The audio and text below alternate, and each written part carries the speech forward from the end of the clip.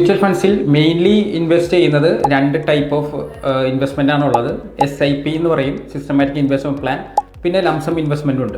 Lump sum investment എന്ന് പറയുന്നത് ഒരു ബൾക്ക് എമൗണ്ട് മാർക്കറ്റിലേക്ക് അറ്റ് എ ടൈം ഇൻവെസ്റ്റ് ചെയ്യുന്നതിനെയാണ് നമ്മൾ ലംസം ഇൻവെസ്റ്റ്മെൻറ്റ് എന്ന് പറയുക. ഇപ്പോൾ പെട്ടെന്ന് എൻ്റെ കയ്യിലൊരു 5 lakhs ഉണ്ട്, എനിക്കത് ഒറ്റയടിക്ക് മാർക്കറ്റിലേക്ക് ഇൻവെസ്റ്റ് ചെയ്യണമെങ്കിൽ എനിക്ക് ലംസമായിട്ട് അറ്റ് എ ടൈം പർച്ചേസ് ചെയ്യാം. അത് ലോങ് ടേമിലേക്ക് ഹോൾഡ് ചെയ്ത് നമുക്ക് അതിൻ്റെ ഒരു പ്രോഫിറ്റ് നമുക്ക് എത്രയാണോ അറ്റൈൻ ചെയ്യാൻ പറ്റുക എന്നുള്ളത് ഗ്രാഫ് ചെയ്തിട്ട് അത് നമുക്ക് റിഡീം ചെയ്തെടുക്കാവുന്നതാണ്. പിന്നെ സിസ്റ്റമാറ്റിക് ഇൻവെസ്റ്റ്മെൻറ്റ് പ്ലാൻ, അത് SIP, ഇത് സെക്കൻഡ് മെത്തേഡാണ്. ഇത് റെഗുലർ ഇൻ്റർവെൽസിൽ മാർക്കറ്റിലേക്ക് ഇൻവെസ്റ്റ് ചെയ്യുന്നതിനെയാണ് സിസ്റ്റമാറ്റിക് ഇൻ്റർവെൽ പ്ലാൻ. നമ്മൾ മന്ത്ലി ഇൻവെസ്റ്റ് ചെയ്യാം, അല്ലെങ്കിൽ വീക്ക്ലി ഇൻവെസ്റ്റ് ചെയ്യാം. ഇതിൽ നമ്മുടെ മെയിൻ ഗുണം എന്താണെന്ന് വെച്ചാൽ we are consistently investing in to the market. ഓരോ മാസത്തിലും, ഇപ്പോൾ മാസമാണ് നമ്മൾ സെലക്ട് ചെയ്യുന്നതെങ്കിൽ മന്ത്ലി നമ്മളൊരു തുക മാർക്കറ്റിലേക്ക് ഇൻവെസ്റ്റ് ചെയ്യുന്നുണ്ട്. ഇതിന്റെ ബെനിഫിറ്റ് എന്താണെന്ന് വെച്ചാൽ കോസ്റ്റ് ആവറേജിങ് നടക്കുന്നത് SIP-ലാണ്. SIP ഇൻവെസ്റ്റ് ചെയ്യുന്നത് ഏറ്റവും യൂസ്ഫുൾ ആയിട്ടുള്ളവർക്ക് സാലറീഡ് ആയിട്ടുള്ള എംപ്ലോയീസിനായിരിക്കും. ബേസിക്കലി ഒരു മന്ത്ലി സേവ് ചെയ്യാൻ പറ്റുന്നത്, അതായത് നമ്മൾ സേവ് ചെയ്തതിനേക്കാൾ നല്ലത് നമ്മുടെ മണി നമുക്ക് വേണ്ടി വർക്ക് ചെയ്യുന്നത്, അതായത് ഇൻവെസ്റ്റ് ചെയ്യുന്നതാണ് എപ്പോഴും നല്ലത്. അപ്പോൾ സാലറീഡ് ആയിട്ടുള്ള എംപ്ലോയീസിന് നല്ലൊരു ഓപ്ഷൻ ആയിരിക്കും SIP. They will be easy to invest in the market. ഇപ്പോൾ ലംസമാണ് നോക്കുന്നതെങ്കിൽ